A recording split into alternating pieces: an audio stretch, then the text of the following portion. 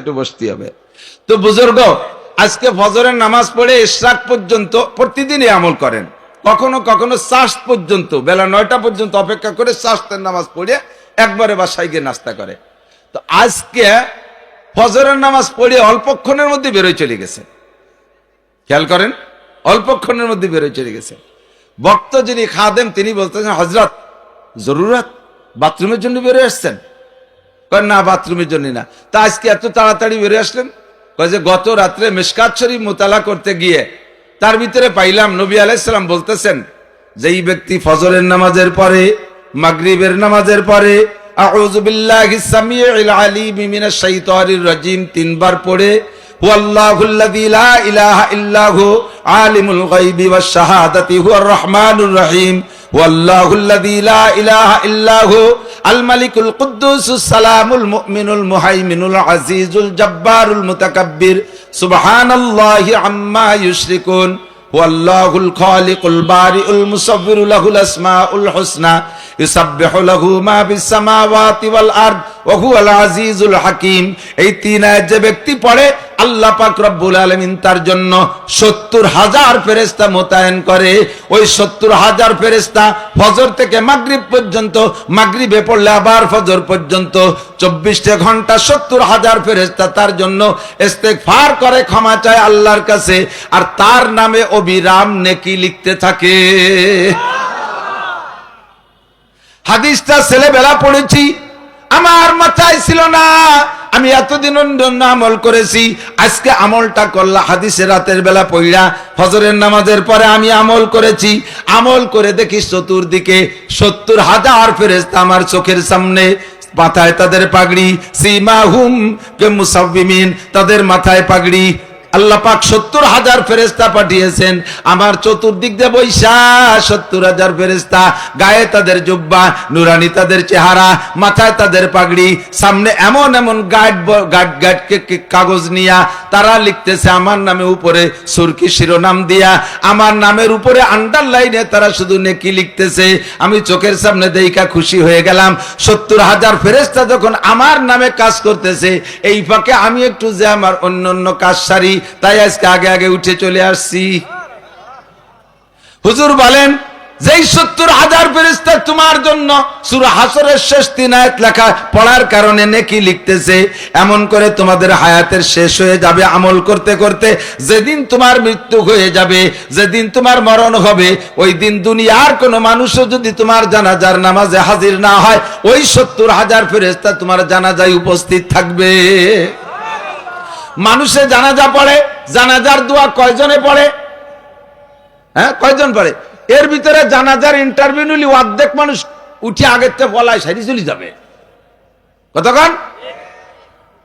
আর ফেরেশতারা জানাজা পড়ে, তাদের জবান যে কোনোদিন মিথ্যা কথা বলে নাই, তারা কোনোদিন জবানে অকথ্য ভাষায় গালাগালি করে নাই, তারা কোনোদিন গীবত শিকায়ত করে নাই। পবিত্র জবান দিয়ে যদি তারা জানাজার দোয়া পড়ে, আল্লাহ পাক ওই দোয়া সঙ্গে সঙ্গে কবুল কইরা ওই বান্দাকে আল্লাহ তাআলা ইল্লিনের খাতায় নামটা লেখাইয়া দেয়।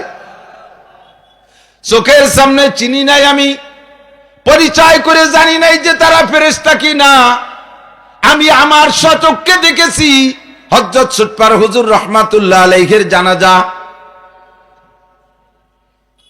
এমন এমন আলেম উলামাকে ওই জানাজা আমি উপস্থিত দেখেছি, যাদেরকে আমি জীবনে কোনোদিন দেখি নাই, আগেও দেখি নাই, পরেও দেখি নাই। এমন এমন অপরিচিত সুদর্শন মানুষকে আমি সুটপার হুজুর রহমাতুল্লাহ আলাইহির, খলিলুর রহমান সাহেব রহমাতুল্লাহ আলাইহির জানাজায় দেখেছি। হাজার হাজার উলামায়ে কিরাম বলতে বাধ্য হয়েছে, এই রকম আলেম উলামাকে আমরা কোথাও দেখি না। কোত্থেকে আসলো তারা? আল্লামা আনোয়ার শাহ কাশ্মীরি রহমাতুল্লাহ আলাইহির ইন্তেকালের পরে পুরো দেওবন্দের রাত 2টার সময় হুজুরের ইন্তেকাল, দেওবন্দের উপরে উচ্চ স্বরে কারা যেন এলান করতে, কদমাতা কাশ্মীরি, জোরে জোরে এলান করতেছে আল্লামা আনোয়ার শাহ কাশ্মীরি ইন্তেকাল। এই অপরিচিত লোকদের এলানে হুসাইন আহমদ মাদানী রহমাতুল্লাহ আলাইহি বলেন, আমি ঘর থেকে বেরিয়ে আসি, এরা কারা? পুরো দেওবন্দ মাদ্রাসার সব ছাত্র শিক্ষকরা বেরিয়ে আসে। এত জোরে কারা এভাবে দল ধরে এলান করে। এলান শেষ, একজন মানুষকে চোখের সামনে দেখা গেল না। এর মধ্যে মাদানী রহমাতুল্লাহ আলাইহি বলেন, আমি যখন কানে শুনেছি, নিকটে ছিল কাশ্মীরি রহমাতুল্লাহ আলাইহির বাসা, আমি বাসার কাছে গিয়ে দেখি ভিতরে কান্নার আওয়াজ। ও দোস্ত, এ সকল মানুষগুলো যাদের মরণ এমন হয়, যাদের আজীবনের আমল এমন থাকে, আল্লাহ পাক তাদের জানাজা এরকম উপস্থিত করে দেয়। যে কথা বলতে চাইছি, যাদের চোখ আছে তারা দেখে, যাদের কাশপ আছে তারা দেখে। এমন করে অনেক আমল আমার আপনার জানা আছে, কিন্তু আমল ফিকির করি না, বিদায় আমলে আসে না। এই জন্য বলি, ওয়াযাক্কির ফা ইন্নায যিকরা তানফাউল মুমিনিন। আলোচনা করলে মুমিনের ঈমান বাড়ে, আমলের প্রতি স্পৃহা জাগে। কথা বলেন ঠিক কি ঠিক না? আজকে থেকে কি বয়ান শোনার পরে পাক্কা প্রতিজ্ঞা করতে পারবেন যে আপনার জানাজার নামাজে 70,000 ফেরেশতা উপস্থিত হোক, আর ওই উপস্থিত করার জন্য যে আমলটা দরকার, ওই হুয়াল্লাহুল্লাযীর আমল। মসজিদে ইমাম সাহেব আমাদেরকে পড়াক আর না পড়াক, তালকিন দিক আর না দিক, আমি ঘরে পড়ি নামাজ, মসজিদে পড়ি নামাজ, একা একা আমি এই আমলটা করে নেব ইনশাআল্লাহ। করা যাবে ইনশাআল্লাহ।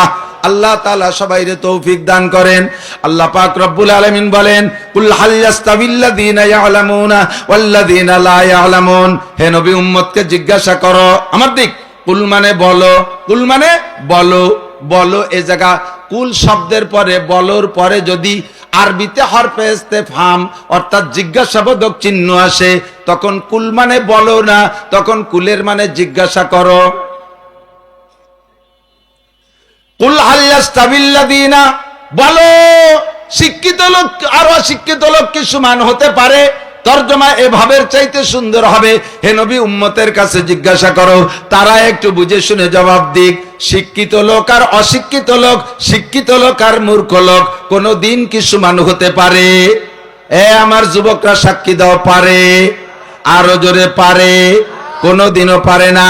আপনারা কি জবাব দিবেন? আল্লাহ পাক এই জবাবের অপেক্ষা না কইরা আল্লাহ শিক্ষিত লোকদের সার্টিফিকেট নিজেই দিচ্ছেন। আল্লাহ কয়, ইরফাইল্লাহুল্লাযীনা আমানু মিনকুম ওয়াল্লাযীনা উতুল ইলমা দারাজাত। তোমাদের মধ্যে সবচাইতে দামি, আমার দিক, ইরফাইল্লাহুল্লাযীনা আমানু মিনকুম ওয়াল্লাযীনা উতুল ইলমা দারাজাত। উলামায়ে কিরাম বলে দারাজাত জমা মুয়ান্নাস সালিম, তার মানে অনেক সম্মান। সর্বোচ্চ সম্মানী ওই ব্যক্তি তোমাদের মধ্যে যারা ঈমানদার। ইরফাইল্লাহুল্লাযীনা আমানু, এক নম্বরে ঈমানদার, এই ঈমানের সাথে ওয়াল্লাযীনা উতুল ইলমা দারাজাত, যাদেরকে আল্লাহ পাক ইলম দান করেছেন তাদের সম্মান সবচাইতে বেশি। কথা বলেন ঠিক কি ঠিক না? দোস্তরে, শিক্ষিত লোক ছাড়া সরকারও কোনো পদে দেয় না। আমার স্কুল কলেজের যুবকরা, আমার ছোট ছোট সোনাবানি মনিরা, কান খাড়া করে শোনো, জাগতিক ভাবে যদি সম্মান পাইতে চাও, শিক্ষার মাধ্যমে তুমি সম্মান অর্জন করবা। অশিক্ষিত মানুষ সম্পদের মালিক হইতে পারে, সম্পদের মালিক হইতে পারে, যত বড় ধনী হোক না কেন, মূর্খ মানুষ, তাকে সরকার ডিসি বানাবে না, তাকে সরকার এসপি বানাবে না, তাকে সরকার সচিব বানাবে না, তাকে সরকার জজ বানাবে না, তাকে সরকার ম্যাজিস্ট্রেট বানাবে না। কথা বলেন, বানাবে? পয়সা হতে পারে, পয়সার সম্মান আলাদা পাইবা, কিন্তু সরকারি পদমর্যাদা পাইতে হলে তোমার সার্টিফিকেট লাগবে, তোমার আইএ পাস করা লাগবে, বিএ পাস করা লাগবে, এমএ পাস করা লাগবে, কি বলা হয়, বিসিএস পাস করা লাগবে। সার্টিফিকেট ছাড়া তোমার ওই জায়গার সম্মান হবে না। জাগতিক ভাবেও আপনি দেখলে বুঝবেন, শিক্ষিত আর অশিক্ষিত কোনোদিন এক দামে বিক্রি হয়? কথা বলেন, হয়? হয় না। আর আল্লাহ পাক রব্বুল আলামিন এই জেনারেল শিক্ষারে শিক্ষা ধরে না, এটা মাত্র দুনিয়া কামাই করে খাওয়ার একটা উপকরণ। কতক্ষণ? কেউ কি বলবেন? কোন হাদিসে কি বলতে পারবেন, প্রমাণ করতে পারবেন? ক্বালা রাসূলুল্লাহ সাল্লাল্লাহু আলাইহি ওয়াসাল্লাম, খায়রুকুম মান কানা ম্যাট্রিক পাস, খায়রুকুম মান কানা আইএ পাস, খায়রুকুম মান কানা বিএ পাস, খায়রুকুম মান কানা এমএ পাস। আছে কোন হাদিস? কেউ বলতে পারবেন না যে ব্যক্তি ম্যাট্রিক পাস করবে, আল্লাহ আল্লাহ পাক তার রুজির অভাব দূর করে দেবে। আইএ পাস করলে রুজির অভাব দূর হবে, বিএ পাস করলে রুজির অভাব দূর হবে, এমএ পাস করলে রুজির অভাব দূর হবে। কেউ বলতে পারবেন না, চোখে আঙ্গুল দিয়ে দেখায় দেওয়া হবে দোস্ত।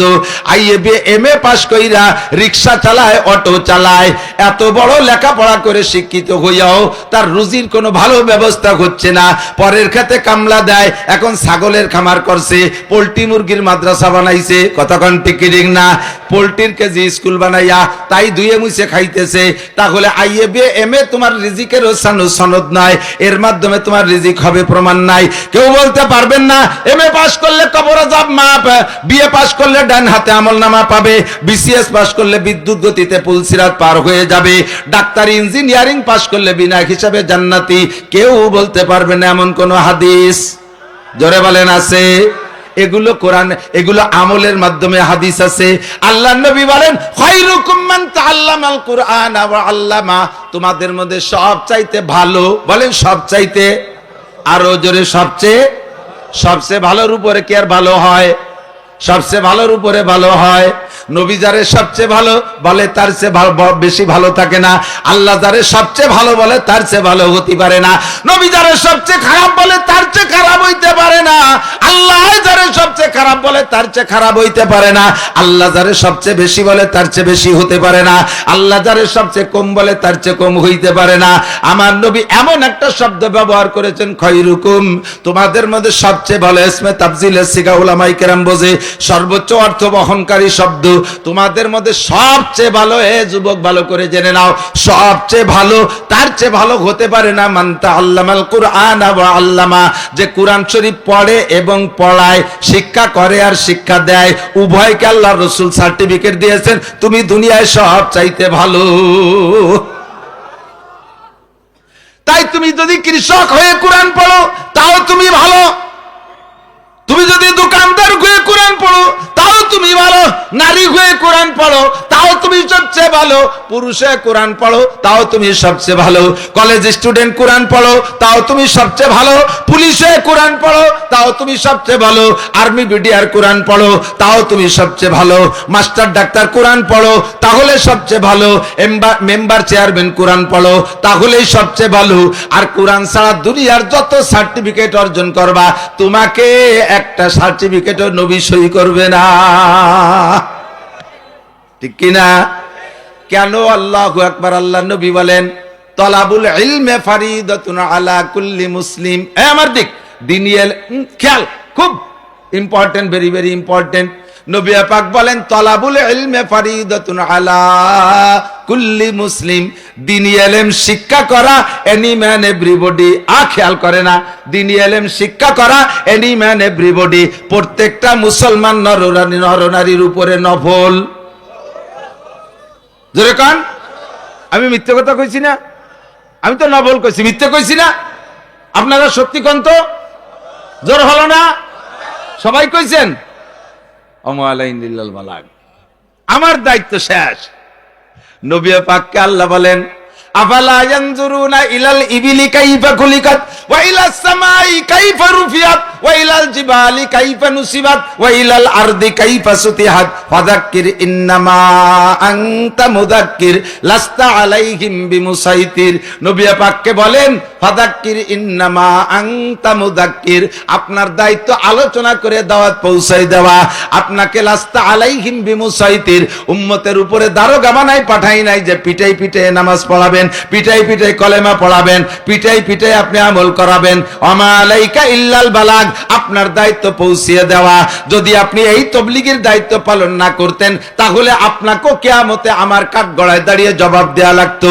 ইয়া